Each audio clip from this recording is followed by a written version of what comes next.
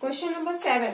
Question number 7 में है आपका कि a tree of height 4.8 metre is broken into 3 pieces in the ratio 3:4:5। Find the length of each piece. Tree है, आपकी tree की length कितनी है 4.8 मीटर। ठीक है, ट्री की हाइट कितनी है,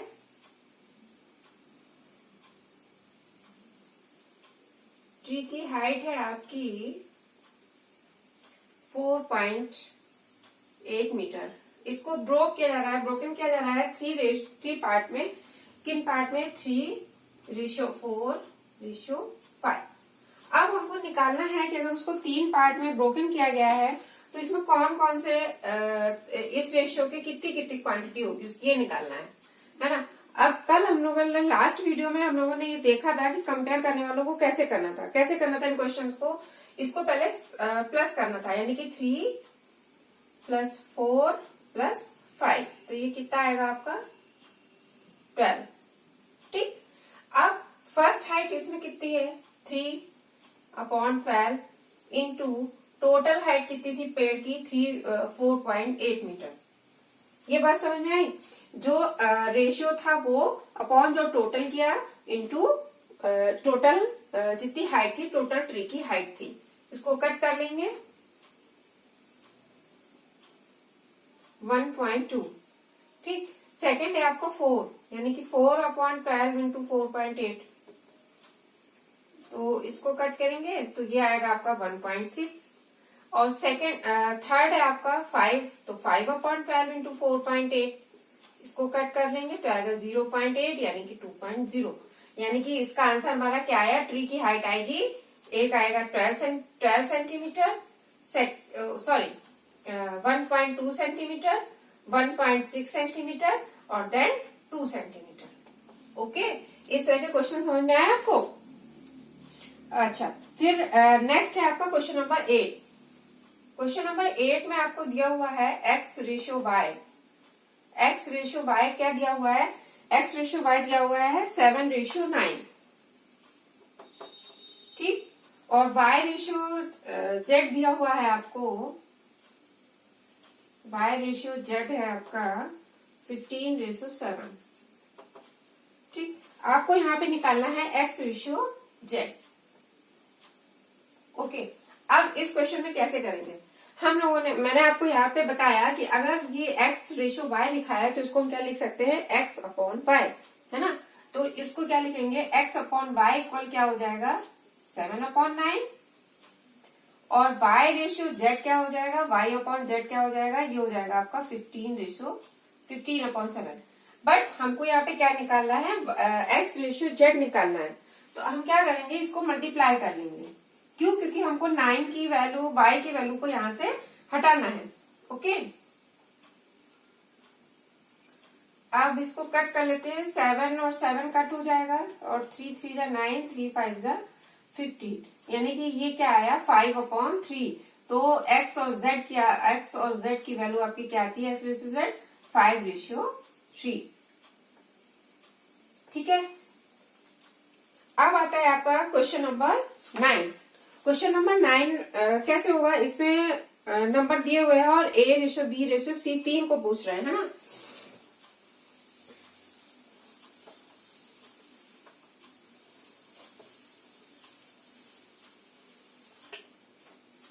क्वेश्चन में दिया हुआ है आपका A/B इक्वल टू है 2:3 के, और B/C दिया हुआ है यहाँ पे 4:5 के। ठीक है, हमको यहाँ निकालना है A/B/C।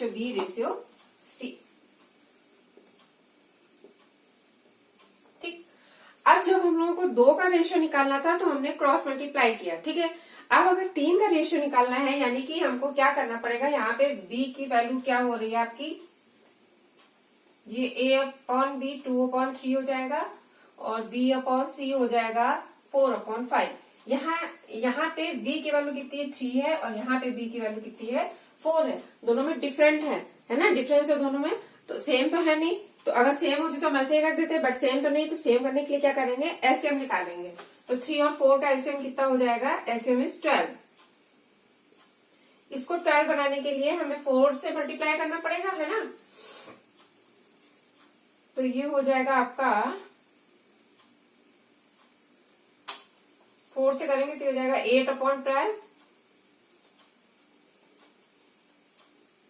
ठीक है, और ये B/C है, B/C 4 को मल्टीप्लाई करेंगे 3 से तो ये हो जाएगा 12/5, 3 = 15। अब यहाँ पे देखिए B की वैल्यू दोनों सेम है 12, तो अब हम A/B/C की वैल्यू क्या लिख सकते हैं? A/B/C की वैल्यू हम लिख सकते हैं 8/12/15। ठीक है, ये समझ में आया कैसे किया? अगर 2 की वैल्यू निकालनी थी तो क्रॉस मल्टीप्लाई किया था जब 2 नंबर थे। अब यहाँ पे 3 का रेशियो निकालना था तो हमने इसको एलसीएम निकाल के फिर सॉल्व किया।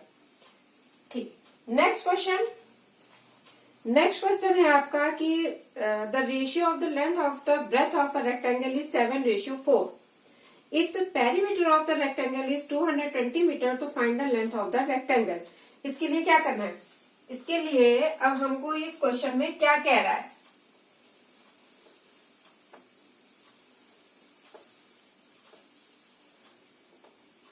क्वेश्चन बहुत सिंपल है बट आप लोगों को प्रैक्टिस करनी पड़ेगी, ठीक है ना। आप लोग साथ में प्रैक्टिस अगर करते रहेंगे तो इससे बहुत आसान हो जाएगा आपको करने में और समझ में भी आएगा, है ना। और अगर खाली देखते रहते हैं तो फिर प्रैक्टिस नहीं हो पाएगी, प्रैक्टिस इसको करना पड़ेगा डेली। ओके, क्वेश्चन नंबर 11 में है, ये ब्रेथ और रेक्टेंगल लेंथ और ब्रेथ का रेशियो दिया हुआ है। कितना दिया हुआ है? 7/4। और यहाँ पे आपको पेरीमीटर दिया हुआ है। पेरीमीटर कितना दिया हुआ है? पेरीमीटर है आपका 220 मीटर। ठीक, अब आप ये यहाँ पे हम लगाएंगे रेक्टेंगल का फॉर्मूला, पेरीमीटर ऑफ रेक्टेंगल। तो पेरीमीटर ऑफ रेक्टेंगल का फॉर्मूला क्या होता है? Perimeter of rectangle equal to होता है आपका 2L + B, है ना।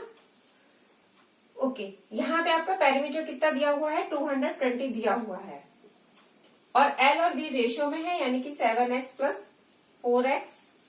ओके, ये हो जाएगा 220 = 2 × 7 और 4 को प्लस कर लेंगे, दोनों x एक में है तो ये कितना हो जाएगा? 11x। तो ये इक्वल हो जाएगा 22x के। तो x की वैल्यू यहाँ से क्या आएगी? x की वैल्यू आएगी 220/20, 22, है ना। 22 से ये कैंसिल हो जाएगा तो x की वैल्यू आपकी कितनी आती है? 10। अब हमने यहाँ पे क्या सपोज किया था? इसको x माना था ना, 7x और 4x।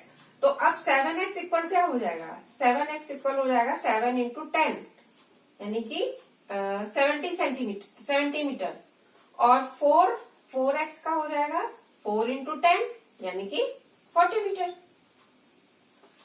ठीक है, क्योंकि यहाँ पे पेरीमीटर पूछा था तो हमने पेरीमीटर का फॉर्मूला यहाँ पे लगा दिया। ठीक है, ओके। इसी तरह से आपका 12 थोड़ा सा डिफरेंस है। डिफरेंट ये है, इसमें कह रहा है कि the length of 3 ribbon is in the ratio 4/3/5।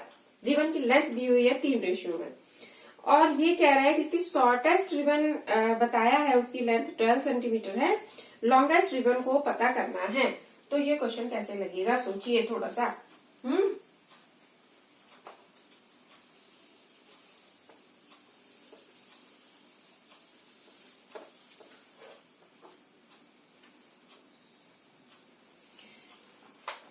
इसमें दिया हुआ है आपको रिबन की लेंथ दी हुई है अलग अलग 4/3/5, है ना। ठीक है, तो हम यहाँ पे इसको कैसे करेंगे? तो हम यहाँ पे पहले करेंगे इसको सम ऑफ द रेशियो। सम करते हैं ना रेशियो का, तो सम ऑफ द रेशियो क्या होगा आपका? इसमें नंबर दिए हुए हैं 4/3/5। तो 4 + 3 + 5, जो इसको प्लस करेंगे तो कितना हो जाएगा? 12। ठीक, अब हम यहाँ पे मान लेंगे कि ये 12 हो गई। अब हम यहाँ पे क्या सपोज कर लेंगे? Let ₹x be the whole sum of ribbon. यहाँ पे हमको टोटल नहीं दिया गया है ना सम रिबन का कि टोटल लेंथ कितनी है, इसमें शॉर्टेस्ट डिस्टेंस दी हुई है। तो हमने यहाँ पे सपोज कर लिया कि टोटल हमारा लेंथ कितना है रिबन का, x है होल सम। तो अब होल सम x है, तो अगर हम शॉर्टेस्ट का दिया हुआ है इन्होंने 12, तो शॉर्टेस्ट इसमें सबसे छोटी कौन सी है 3, तो क्या लिखेंगे 3/12 और into x equal to x। क्यों? क्योंकि ये इतने का ही तो इसी का तो पार्ट है ना, रिबन को काट के ही तो पीस किए गए। तो ये क्या होगा 3/12 इंटू एक्स, ये इक्वल टू इन्होंने कितना दिया है 12। तो यहां से x की वैल्यू निकालेंगे, x की वैल्यू हो जाएगी आपकी 12 इंटू 12/3 यानी कि 144/3। तो जब 3 से इसको डिवाइड कर दिए कितना आएगा 48 सेंटीमीटर। तो जो हमारी x था यानी कि टोटल रिबन हमारा कितना था 48 सेंटीमीटर का था, ये हमें पता चल गया। अब इसमें शॉर्टेस्ट हो गया है। अब इसमें पूछा गया है आपके क्वेश्चन में find the length of the longest ribbon. तो length of the longest ribbon क्या होगा, सेम फॉर्मूला यहां पे भी लगाएंगे। लॉन्गेस्ट कौन सी है 5, तो यानी कि 5/12 इंटू एक्स है ना। तो एक्स कितना आया था 48। इसको सॉल्व कर लीजिए, ये 20 सेंटीमीटर आएगा।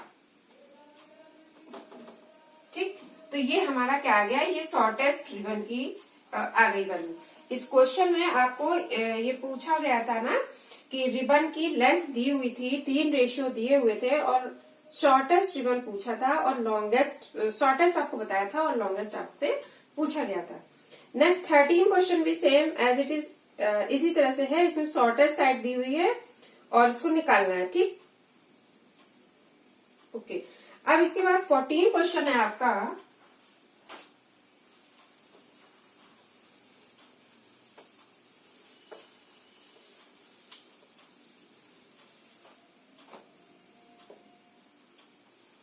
क्वेश्चन नंबर 14 में आपसे कह रहा है कि the height of a student increase in the ratio 2:3, यानी कि हाइट में कितना इंक्रीज हुआ, इंक्रीज 2 थी उसकी हाइट और 3 हो गई।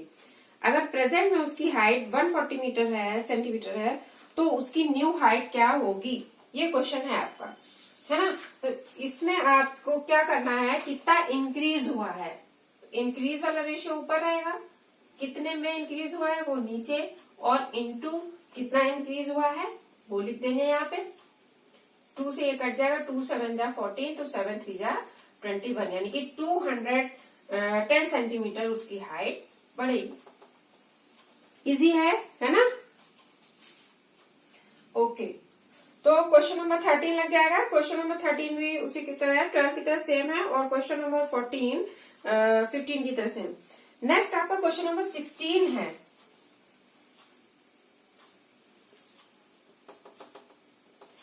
क्वेश्चन नंबर 16 में ये फिल इन द ब्लैंक्स दिया हुआ है। इसमें आपको साइन लगाना है लेस देन, ग्रेटर देन और इक्वल टू का। तो इसको कैसे लगाएंगे, एज सपोज ये 9:5 लिखा है, यहाँ पे आपको साइन लगाना है, और ये है 8:20। तो अब इसको सॉल्व करने के लिए हम लोग क्या करते हैं, सॉल्व करने के लिए, कंपैरिजन करने के लिए इसके 2 मेथड होते हैं। एक तो क्रॉस मल्टीप्लाई। क्रॉस मल्टीप्लाई कैसे होगा, जैसे 9/5 इंटू 8/20।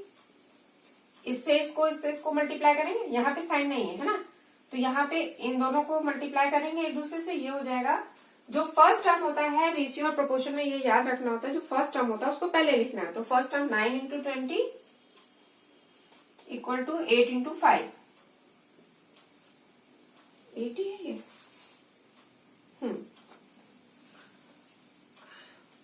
नहीं, कुछ मिस्टेक, 9:15 है ये, 15 होगा।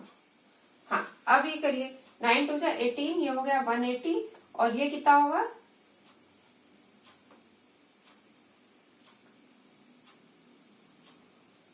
120।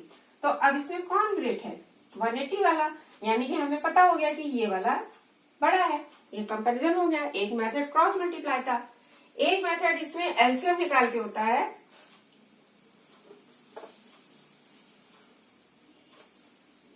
एलसीएम कैसे निकालेंगे, ये रेशियो में लिखा है तो इसको हम क्या लिख सकते हैं, 9/15 और 8/20। तो 50 और 20 का एलसीएम निकालना होगा। 50 और 20 का एलसीएम कितना होगा,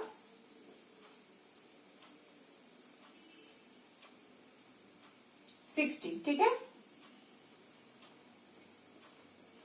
अब 15 को 60 बनाने के लिए किससे मल्टीप्लाई करना होगा हमको, 4 से। तो ऊपर भी 4 से मल्टीप्लाई करेंगे, और यहाँ पे ये 20 है तो 20 को किससे मल्टीप्लाई करना होगा, 3 से। तो इसको भी 3 से मल्टीप्लाई करेंगे, तो ये कितना हो जाएगा, 36/60, और ये हो जाएगा आपका 24/60। तो इसमें कौन सा ग्रेट है, 36/20। 36/20 किसका था, 5:9:15 का। तो उस तरह से ये हमारा 9:15 बड़ा है। क्वेश्चन नंबर 16 के सारे इसी तरह से हैं, आपको साइन का यूज करना है, ओके। और ये हमारी एक्सरसाइज कंप्लीट होती है। अब नेक्स्ट एक्सरसाइज हम लोग नेक्स्ट वीडियो में शेयर करेंगे, कुछ और टॉपिक्स पे, यानी कि प्रपोर्शन पे बात करेंगे। और आप लोग प्लीज जो है सारा जितने क्वेश्चंस हैं उनको बार बार रिपीट करिए, लगाइए। तो प्रैक्टिस से जितना आप प्रैक्टिस करेंगे उतना ही परफेक्ट होंगे, है ना। आपने वो सुना है, प्रैक्टिस मेक्स मैन परफेक्ट, है ना। कोई भी परफेक्ट नहीं होता, प्रैक्टिस करने से, धीरे धीरे करने से आप परफेक्ट हो जाएंगे। तब तक आप लोग इसको करिए। नेक्स्ट वीडियो में प्रोपोर्शन के बारे में हम लोग बात करेंगे। Okay, then bye.